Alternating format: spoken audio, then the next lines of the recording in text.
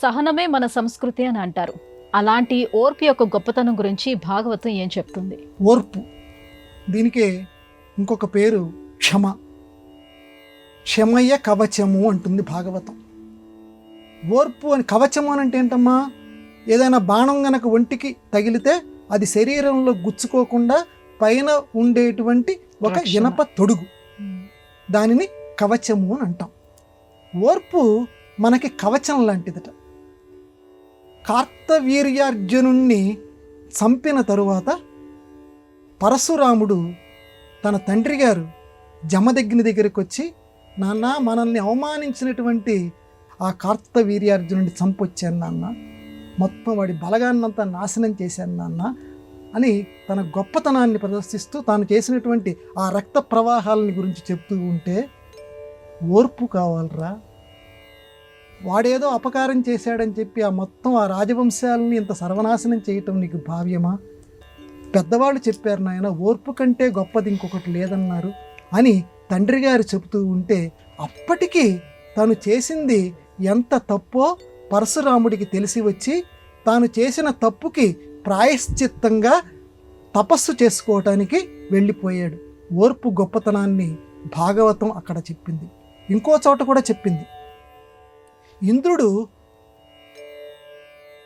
కథలో కూడా ఓర్పు యొక్క గొప్పతనాన్ని చెప్పింది. అలాగే వాయుదేవుడు అనేటువంటి వాడు కుశనాభుడు అనేటువంటి వాళ్ళ యొక్క 100 మంది అమ్మాయిలను చూసి ఒకసారి మోహపడతాడు. ఆ మోహపడినటువంటి సందర్భంలో మీరందరూ కూడా నన్ను పెళ్లి చేసుకోండి అని వాయుదేవుడు ఆ కుమార్తెలను అడుగుతాడు. అప్పట్లో తండ్రి గారి మీద చాలా గౌరవం ఉండేటువంటి పిల్లలు కాబట్టి, మా నాన్నగారిని అడగండి, మా నాన్నగారికి ఇష్టమైతే మేము చేసుకుంటాం. ఈనాటి ఆధునిక యువతుల్లాగా కాకుండా అలా జవాబు చెప్తారు. తండ్రి ఆజ్ఞ పాటించేవారు. నాన్న లేడు, గీన్న లేడు, నేను చెప్తున్నాను వాయుదేవుణ్ణి, నేను ఎవరనుకుంటున్నారు, నా మాట వినరా, మీరందరూ కుష్ఠరోగుల కింద మారిపోగదురుగాక. పెద్ద దేవుడు కదా ఆయన, అందరినీ కుష్ఠరోగం వచ్చేటట్టుగా శాపం పెడతాడు. తండ్రి గారి దగ్గరికి వస్తారు ఈ బిడ్డలందరూ కూడా, 100 మంది కుమార్తెలు. ఏమిటమ్మా, ఇదిగో అందరూ వికృత ఆకారాలతో ఉంటారు, ఇలా జరిగింది అని వాళ్ళ నోటి ద్వారా విని, మీరేమైనా అన్నారా? మేము ఒక్క మాట అనలేదు నాన్నగారు, మీ అనుమతి తీసుకోమన్నాం, అంతకంటే ఏం లేదు. చాలా గొప్పగా చేశారమ్మా, మీ క్షమ, మీ ఓర్పు, ఎదురు మాట్లాడకుండా మీరు వచ్చారే, అదే మిమ్మల్ని కాపాడుతుంది అని ఈయన చెబుతూ ఉండంగానే ఈ వాయుదేవుడికి పశ్చాత్తాపం కలుగుతుంది. పశ్చాత్తాపం కలిగి ఆయనే స్వయంగా వచ్చి, నిజంగా నేను చాలా తప్పు చేశాను, మీరు చాలా తండ్రి గారి మాట పాటిస్తానని మీరు చెప్పారు, అది వినిపించుకోకుండా మిమ్మల్ని ఇలా మార్చానని చెప్పి వాళ్ళకి మళ్ళీ తిరిగి అందమైనటువంటి రూపాలని ఆ వాయుదేవుడే ప్రసాదిస్తాడు. అంటే ఈ కథలో ఆధునికంగా మనం గ్రహించవలసినటువంటి సందేశం ఏంటంటే, మనం ఓర్పుగా గనక ఉంటే ఎదుటివాడిలో కూడా పశ్చాత్తాపం కలుగుతుంది. అది ఇక్కడ ప్రతీకాత్మకంగా మనం స్వీకరించాలి.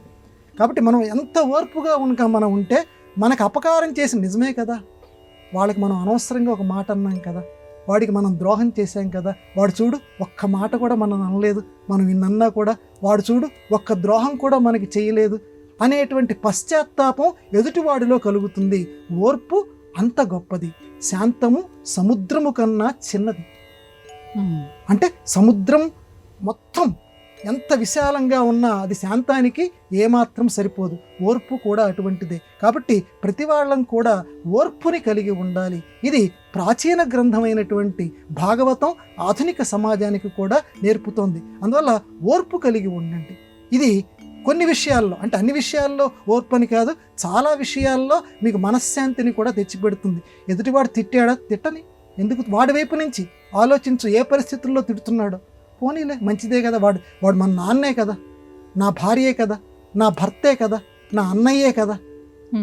ఎందుకంటే మళ్ళీ ఈ జన్మకి ఇంకో అన్నయ్య దొరకడు కదా, నాకు ఈ జన్మకి ఇంకో తమ్ముడు దొరకడు కదా, పోన్లే ఏదో పాపం ఆవేశంలో అంటున్నారులే అని మనస్సులో గనక నువ్వు భావించి నువ్వు ఓర్పుగా గనక ఉంటే అన్ని వాళ్ళంతటా వాళ్ళే, ఆధునిక పరిభాషలో చెప్పాలంటే రియలైజ్, సమన్వయం చేసుకొని మనతోటి మళ్ళీ యథాప్రకారంగా కొంతకాలం తర్వాత అయినా ఆ చేసిన తప్పు వాళ్ళకే తెలిసిపోతుంది. అందువల్ల ఓర్పు చాలా గొప్పదనేటువంటి భాగవతం మాట ఈనాటి వ్యక్తిత్వ వికాసానికి గొప్ప సూచిక.